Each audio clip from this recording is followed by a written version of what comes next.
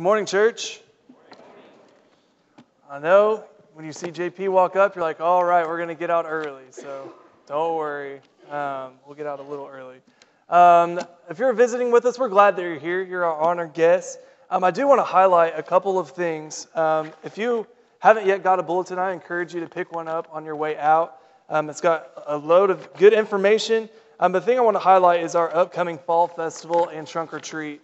If you have not yet signed up to help with our Fall Festival, it's at the end of the month on Tuesday the 30th at 6 o'clock. I would love for you to sign up out on the members desk. There's still a couple slots for some games, a couple slots for security, things like that. And then we still need a ton of candy. So if you're looking for ways to help, please bring some candy, or you can give me some cash and I'll go get candy for you. Either way, I expect that we're going to have a ton of people here from the community, and I hope that we can make this a really great event.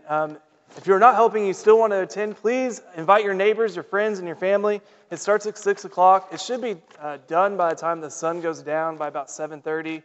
I think that's the time the sun goes down. But there will be food and a ton of games and candy, and it's just going to be a great time to... Now that's out of the way. It'll be a good time to get us out in the community and get our name about who we are out to people. So, as we get started, when I was a kid, birthdays and Christmases were the thing. I know if you were a kid or a teenager, probably still looking forward to Christmas is coming up, for that Christmas morning where you get to unwrap presents and look in the stockings. And as a kid, that brings the biggest joy to your life, is waking up on Christmas morning and getting to unwrap those presents. Well, I remember one birthday, I was turning 10 or so, and I remember that my parents gave me a couple of presents before our party. You know, we would have cake and go out to eat, that kind of thing. So I opened my presents, and then my dad said the most coveted words during a birthday or Christmas time. He said, "Follow me to the garage." And I was like, yes, that means one thing. And you're probably laughing because you already know. That means it doesn't fit inside the house. Or he wanted to hide it really well. So I go out into the garage and I see this big wrapped present right there in front of the garage. And so I start analyzing it. You know, like you do, you're like, okay, well, that's big enough. It could be a bike. That's big enough. It could be a TV. Maybe it's my year that my parents will let me have a TV in my room. Maybe something like that. So I go and I start unwrapping it, okay? And the first thing I see is this, okay? The Huffy logo. If you know what that is, it's a very popular BMX bike logo. I'm like, okay, well, maybe this is the year I get a really nice bike, okay? So I keep unwrapping and unwrapping, and this is actually what I got, okay? A ramp. So my excitement level went from a 10 going out into the garage, looking at this big present, to about a 3, okay? A 3 because I don't know how to use this. I'm 10. I'm going to kill myself on this thing. I don't skateboard. I have a skateboard. I don't skateboard. I don't ride my bike well enough to use this. So I honestly don't know what my parents were thinking. But I thank them for their generosity for the gift. I thank them. I act excited, all of that. And for the upcoming months, me and my brother used it for everything but what it was intended for. I never tried to ride off. I knew I would kill myself. I didn't try to ride off it. I never tried what it was intended for. We slid down it. We launched things off of it multiple times. We used it as a ramp during the snow, you know, when you go sledding and cover it in snow, and use it for that. But I never actually used it what it was intended for, because I knew in my mind that I couldn't do it. I already made up my mind that I could not learn how to use this ramp, and so I never tried. Our brains, I entitled this sermon Rewire. Our brains are one of the most fascinating things that God ever created, in my opinion. Our brains can transmit 1,000 nerve impulses per second, and brain information travels up to 268 miles per hour, and it's capable of 1,000 processes per second. Processes per second, which makes it far more powerful than any existing computer. And on average, this is what blows my mind, and on average, we make 35,000 choices a day. 35,000 choices a day. Our brains are so intricately wired that a lot of our choices that we make, we usually make out of routine, right? We get up, we go to school or work, we eat breakfast or however order you do that. And then you work or school, you have lunch, and we make these choices throughout the day. Get home, have dinner, watch TV, your favorite show, binge on Netflix, whatever, and then you go to sleep. And then we look forward to the weekend, where the weekend might change up our routine a little bit. But a lot of the time, out of those 35,000 choices per day, our choices are made out of routine. It's because our routine is king in our comfortability. All right, I'm going to say that again. Our routine of our day rules our comfortability. However, as Christians, I think that we're called to renew our minds. It says that we are called to renew our minds and to rewire our thinking to make intentional choices. You see, with the ramp, I believe that I could not do something, and I didn't even try. I already made up my mind to make the choice that I was not going to try to learn how to use that ramp. If you have your Bibles, I hope you do, turn to Philippians chapter 2 with me. Last week, Philippians chapter 1. John was in Philippians chapter 2, and we're going to be in Philippians chapter 1 this week. Now, it's important to understand what the letter of Philippians is, who it's written to, and who wrote it. Now, Paul the writer, is in prison, most likely in Rome, because he was preaching the news about Jesus. And he's writing to the church, or to God's people, as it says, in Philippi. So starting in verse 7, keep in mind, especially that he's in prison as we read these words, starting in verse 7. It is right for me to feel this way about all of you, since I have you in my heart, and whether I am in chains or defending and confirming the gospel, all of you share in God's grace with me. God can testify how long for all of you after this affliction of Christ Jesus. And this is my prayer, that your love may abound more and more in knowledge and depth of insight, so that you may be able to discern what is best and may be pure and blameless for the day of Christ Jesus, filled with the fruit of righteousness that comes through Christ, to the glory and praise of God. Here we go, in verse 12. Here's what I want you to pay attention to. Now I want you to know, brothers and sisters, that what has happened to me has actually served to advance the gospel. As a result, it has become clear throughout the whole palace guard and to everyone else that I am in chains for Christ. And because of my chains, most of the brothers and sisters here have become confident in the Lord and dare all the more to proclaim the gospel without fear. There's two main points I want to talk about this morning. One, we need to work to rewire our minds to rejoice in all circumstances. To rejoice in all circumstances. Ben from EM was here a few weeks ago at this point. I hope you're here. He gave an amazing sermon on joy. And he challenged us, I don't know if you remember this or not, he challenged us to read through the book of Philippians and circle how many times joy or rejoice or the theme of joy came through Philippians. And it's amazing to me because Paul is in prison and he's talking about these things. He had every reason to be mad or scared or frustrated at God. But instead, he chose to be joyful in his situation. And it's easy to read the story and think of Paul. We see all these other amazing stories of Paul and think of him as the super Christian man. Right? We have heroes of faith, and we have Paul, Mr. Awesome Christian guy. Of course, he chooses joy. He didn't experience fill in the blank. Divorce, loss of a loved one, a nagging boss, difficult kids. No, but he did go to prison, and he was beaten multiple times, and he believed because he believed in Jesus.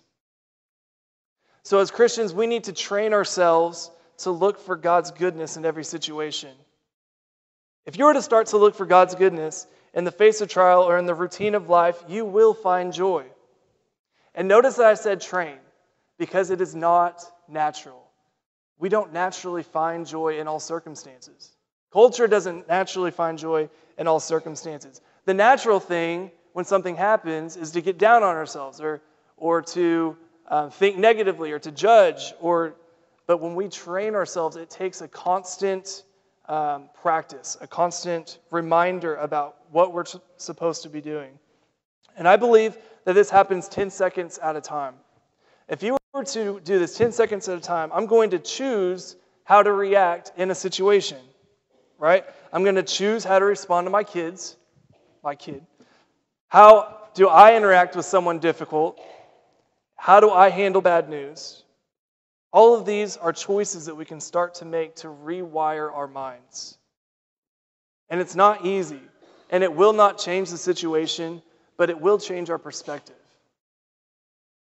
And it's really hard, especially if you're going through something right now that you think that there is no joy. Maybe I cannot find any goodness in this situation. That is very difficult. I understand and have been through situations like that. And it doesn't change the situation. And that's what's hard to sometimes realize, because it doesn't change the situation, but it does change our perspective. And it does help us see who God is, especially when we respond to our kids.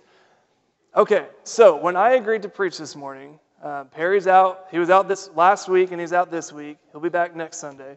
I was offered, do you want last week or this week? I said, just off the cuff this week, right? It would give me a little more time to prepare.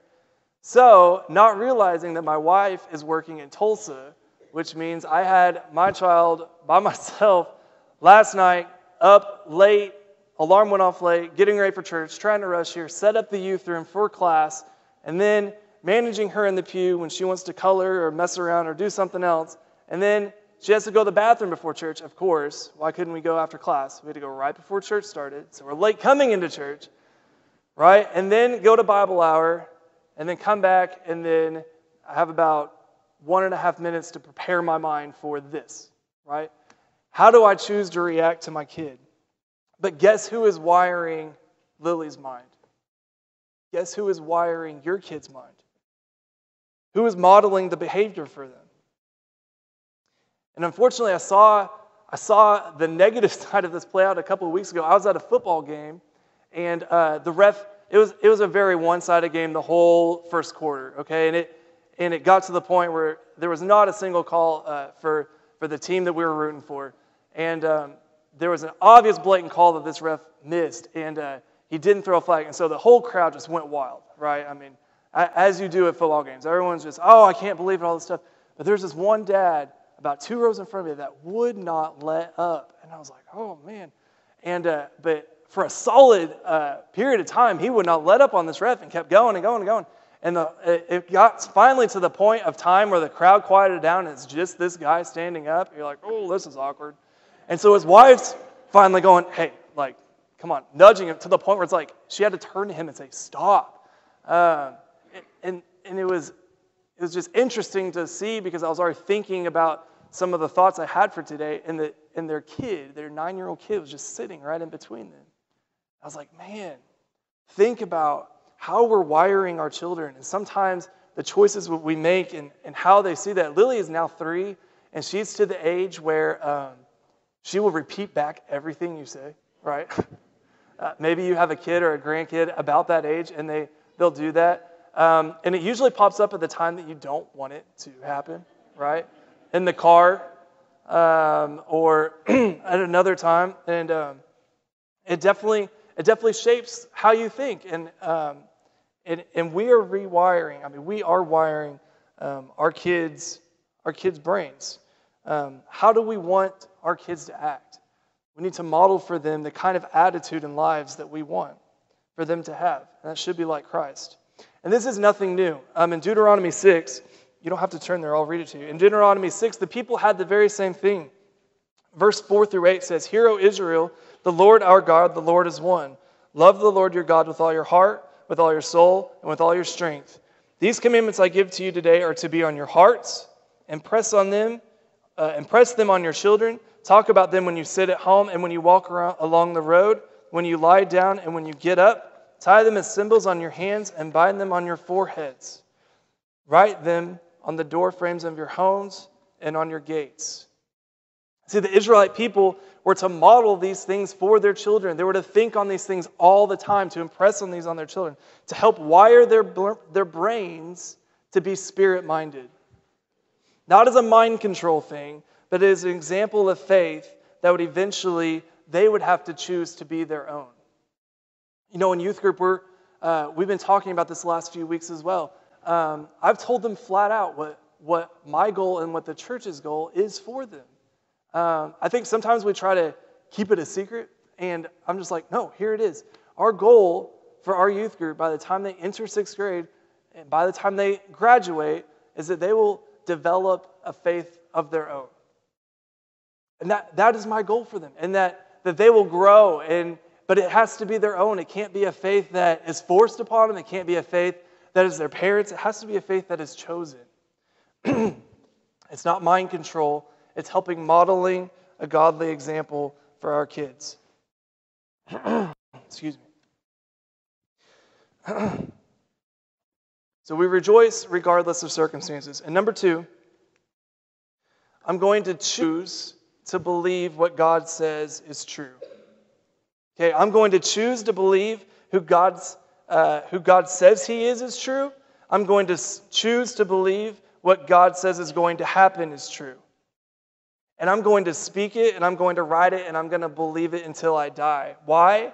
Because life gets hard. And sometimes it feels like my faith is a mustard seed. But if my mind is rewired, if my mind is renewed, I can find some sort of peace and joy in that. We all need to continually renew our minds. But if you're currently in the state and the mind of doubt and believe the lies that Satan is telling us, the lies that God doesn't love you, that you're not good enough, or this or that about yourself, let me encourage you that God is love. 1 John says God is love. He is nothing but love. He cannot contradict Himself. Verse 9 says, this is how God showed Himself among us, that He sent His one and only Son into the world that we might live through Him. His love is that He died for you so that you could be with Him. And we must continually think on these things. We have to continually think on these things. Because if we lose sight of these things, life and the trials and the trudge can easily bring us down. This is how we renew our minds. This is how we start to rewire one choice at a time, one reaction at a time. How we model behavior for our kids. If you need prayers, I hope that you've been encouraged a little bit this morning about God and about who He is, and that it's always good to think about us renewing our minds in our choices. If you need prayers this morning, if you recognize God's love for you, that Jesus came to earth and was the Son of God and died for your sins and then rose on the third day, and you want to be with Him as He says, you can come this morning and we can baptize you right here, right now. So if you need anything, please stand while we sing.